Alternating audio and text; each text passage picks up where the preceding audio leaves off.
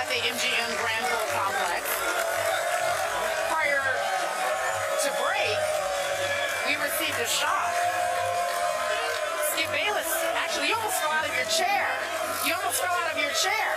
I mean, it's a big deal. We have the Oracle of Boxing with us, Teddy Atlas. Teddy, we discussed this in the morning meeting. We were under the impression that you were going to pick Mayweather. So it's official now. Manny Pacquiao will win, because if you say so, it's a wrap. Come on, Pacquiao.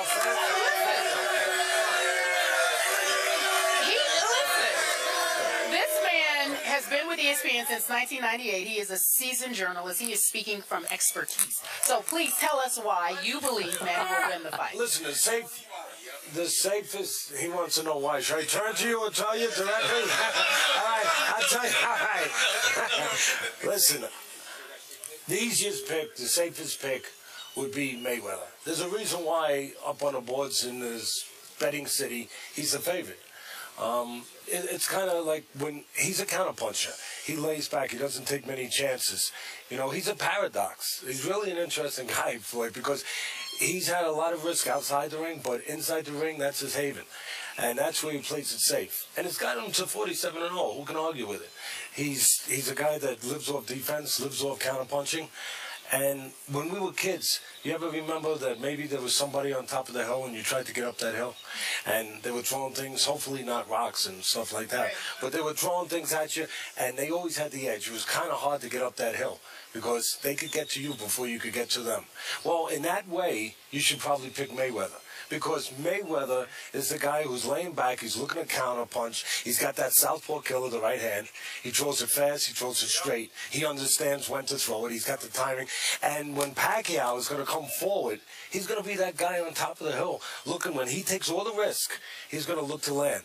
But, and there's a but, if Freddie and him are able to understand what I think I would do if I was in a camp, I would take that one thing away from him. If they can do that, they can win the fight. What they have to do is, when you get to that front door and that right hand's going to come, just when you get to that area that fire zone, where if you take another inch, the punch is coming. Just before you're there, where you're outside that door, if you knock on that door, and the knock in boxing is to feint, if you knock on that door and you're not there, that right hand will come to that door and there'll be nobody there. And then you're safe to come in. That's what he's got to do. Pacquiao has to knock on that door, get that right hand out of the way, get rid of that kid on top of the hill, throwing that junk. Bam, get the right hand out of the way, and then come in. Then, it's all right. That's all right.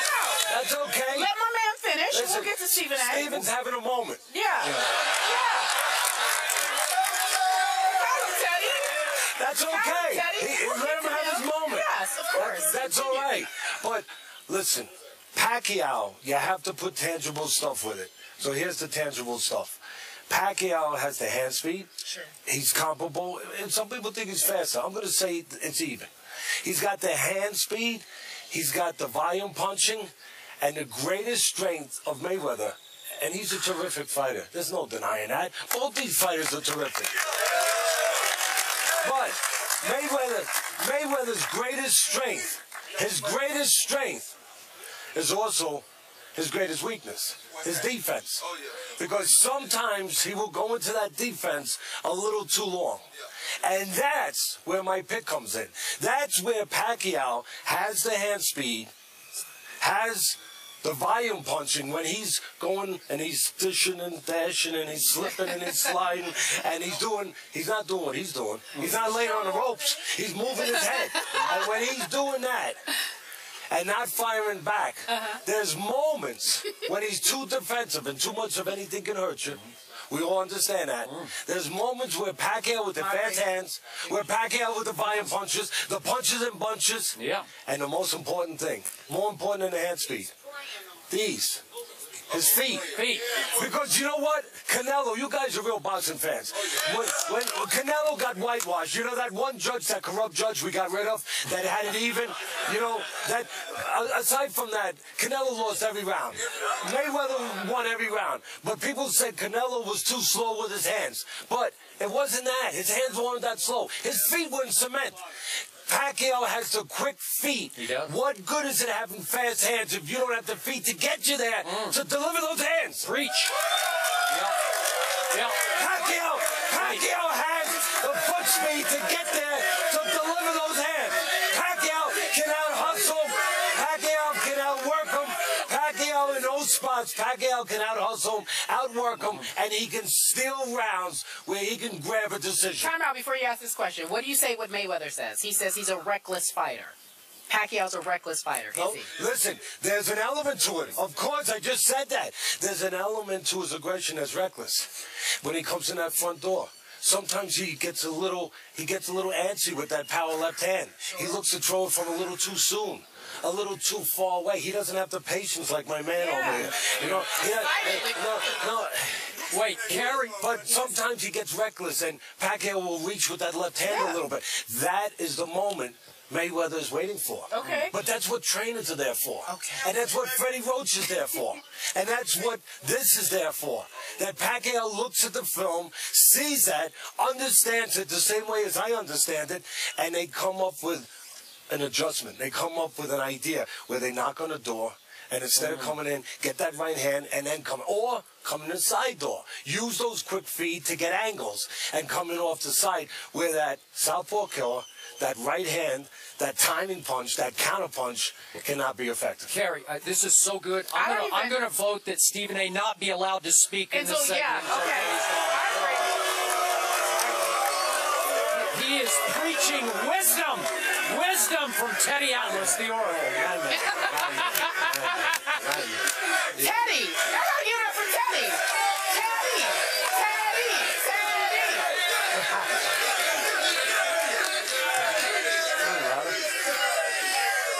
Thank you. Your turn. The floor is yours, young man. You know, Take your turn. I'm kind of big on the lecture circuit, and when I give my speeches, I always use a line, and I would ask everybody to let me finish the sentence. I am brilliant because I know I'm not. I learned from those who are. When it comes to boxing, this is one of the people who taught me the game. I've been listening to Teddy Atlas for over 20 years. So when you and I have had conversations in the past, and you'll educate me, and I'll listen and learn because I know you know what I don't know. But the student, the pupil, does learn from the teacher from time to time. Here we go. And I recall on many occasions when you talk about somebody taking out Floyd, you point out these things. But it didn't happen because the very thing that you pointed out that what people needed to do, somehow, for some reason, they got into the ring against them. And Teddy Atlas couldn't help them then. He gave them all the advice. He gave them the counsel. He gave them the tutelage. He gave them the ingredients, the recipe. And somehow, some way, they just threw in just a little bit too much paprika, a little bit too much salt, a little bit too much pepper. It just wasn't enough. It just wasn't enough. How do you know what paprika is? Paprika's good. Check it out. Hold on. Listen to the point. Listen to the point. My man is good. What I'm trying to say to you is this. Hold on, Teddy. Come back here. But let me ask one question. Come to me. He's my man. I love him. But let me ask one question. Is he? We baking a cake here, or we talking about fight?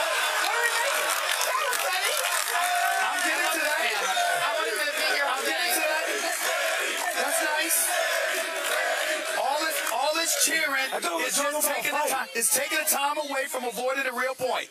The real point that I'm trying to make is this. We can sit there and say all of those things. At some point in time, if you've seen a man 47 times, you figured out what you need to do in order to beat him. The question is, can you pull it off? And what I'm saying to you is this. All of that stuff Teddy just broke down, astutely I might add, doesn't negate the fact that Manny Pacquiao, when you talk about a trainer, Freddie Roach, I'm sorry, wasn't Freddie Roach's trainer when he was in the ring and he got knocked out by Marquez? Wasn't Freddie Roach there? I think he was there. Not only did he train Pacquiao, he was there. Not only that, if you remember the HBO special, Freddie had a great day. No, stop it. Freddie Roach said, quote, his manager said, I thought he was dead. Freddie Roach said, well, I didn't think he was dead, but I thought about it for a second. We can talk all we want to, but you know something? You still got to get in the ring and do it. You understand? And that's what it comes down to. This is Floyd we're talking about here. Teddy Atlas is brilliant. But you know something? He can't fight for Manny Pacquiao. He's got to do that himself.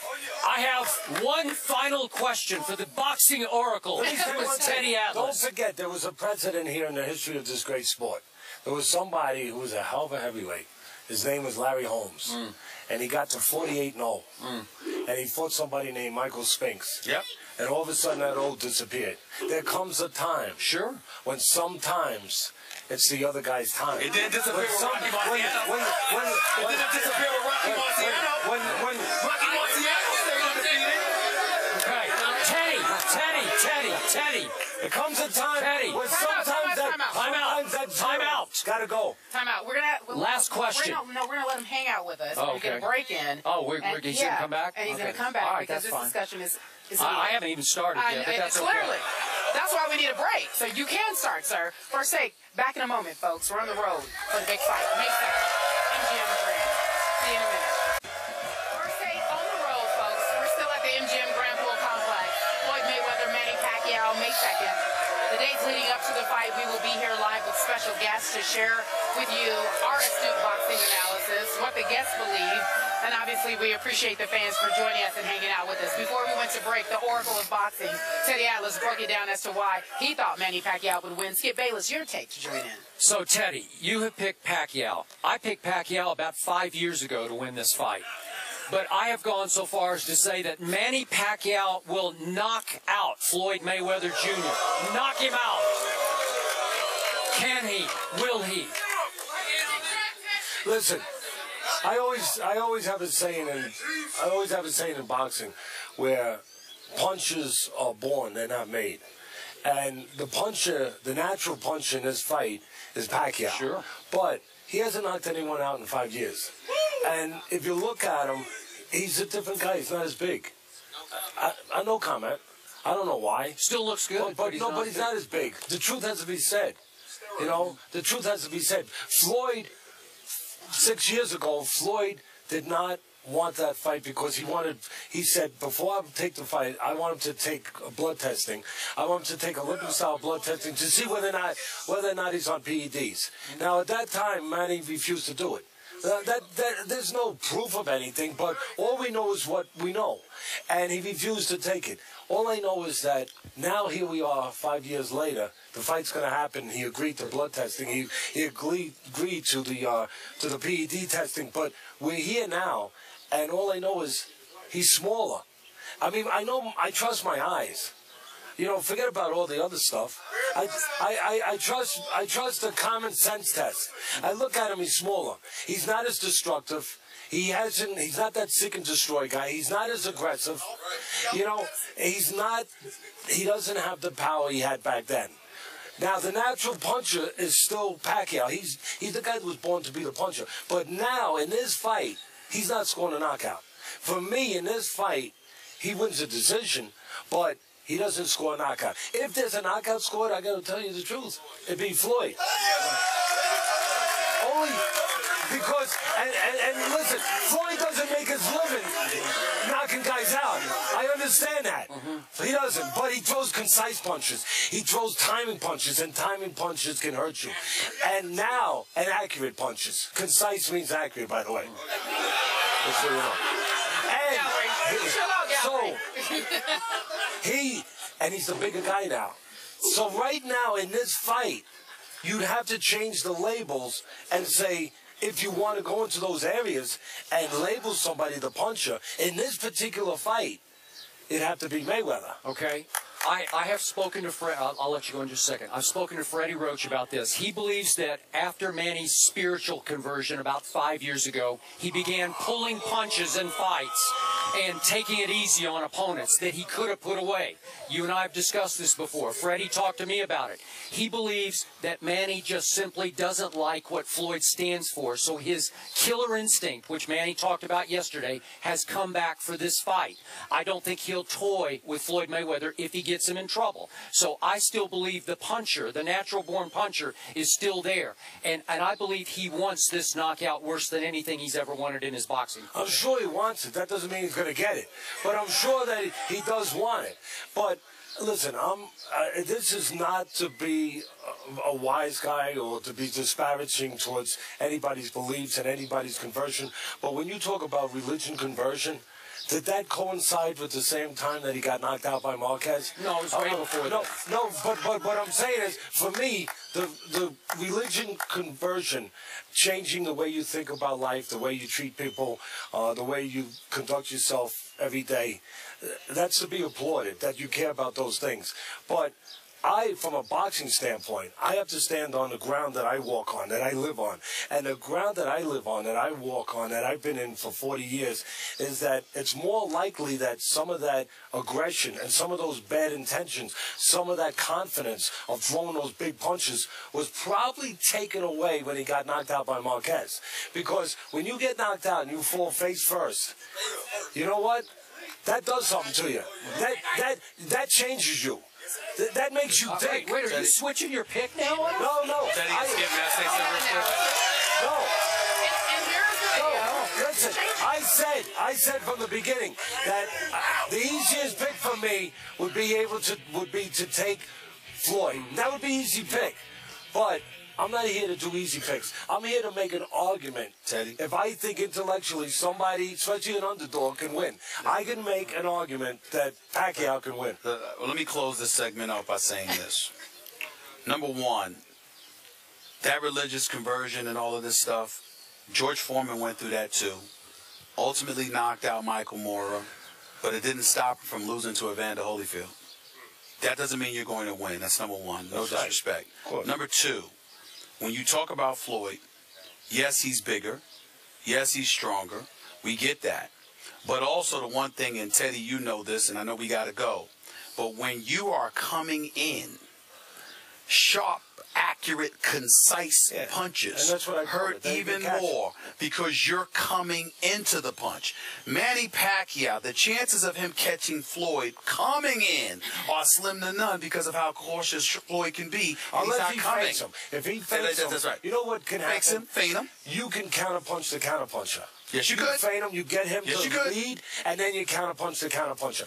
For me, as a trainer, that's one of the things I bring. And to finish, to his point, to his astute point, when Mr. Foreman, when George Foreman, the great George Foreman, when he made his religious conversion, that was right after he got knocked down by Jimmy Young.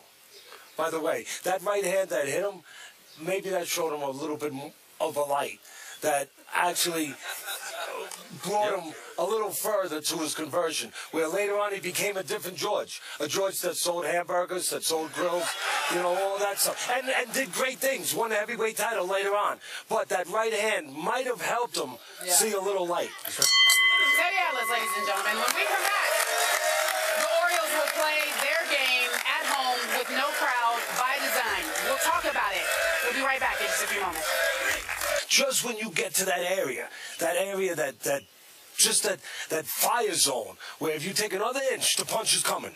Just before you're there, where you're outside that door, if you knock on that door, and the knock in boxing is to feint. If you knock on that door and you're not there, that right hand will come to that door and there'll be nobody there. And then you're safe to come in. That's what he's got to do. Pacquiao has to knock on that door, get that right hand out of the way, get rid of that kid on top of the hill throwing that junk. Feint him, get the right hand out of the way, and then come in. Then, it's all right. Welcome back. First take on the road. We're still at the MGM Grand Bowl Complex. Prior to break, we received a shock. Skip Bayless, actually, you almost fell out of your chair. You almost fell out of your chair. I mean, it's a big deal. We have the Oracle of Boxing with us, Teddy Atlas. Teddy, we discussed this in the morning meeting. We were under the impression that you were going to pick Mayweather. So it's official now. Manny Pacquiao will win because if you say so, it's a wrap. In that way, you should probably pick Mayweather. Because Mayweather is the guy who's laying back, he's looking to counter punch, he's got that southpaw killer, the right hand, he throws it fast, he throws it straight, he understands when to throw it, he's got the timing, and when Pacquiao is going to come forward, he's going to be that guy on top of the hill, looking, when he takes all the risk, he's going to look to land. But, and there's a but, if Freddie and him are able to understand what I think I would do if I was in a camp, I would take that one thing away from him. If they can do that, they can win the fight. What they have to do is, when you get to that front door and that right hand's going to come. Come on, PacquiaoFloyd.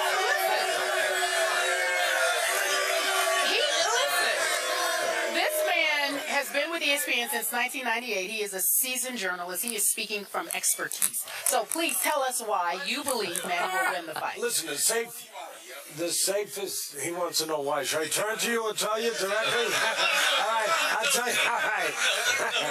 Listen, the easiest pick, the safest pick would be Mayweather. There's a reason why up on the boards in this betting city, he's the favorite. It's kind of like when he's a counterpuncher. He lays back. He doesn't take many chances.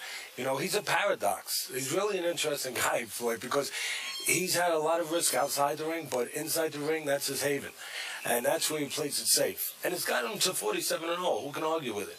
He's a guy that lives off defense, lives off counterpunching. And when we were kids, you ever remember that maybe there was somebody on top of the hill and you tried to get up that hill? And they were throwing things, hopefully not rocks and stuff like that. Right. But they were throwing things at you, and they always had the edge. It was kind of hard to get up that hill because they could get to you before you could get to them. Well,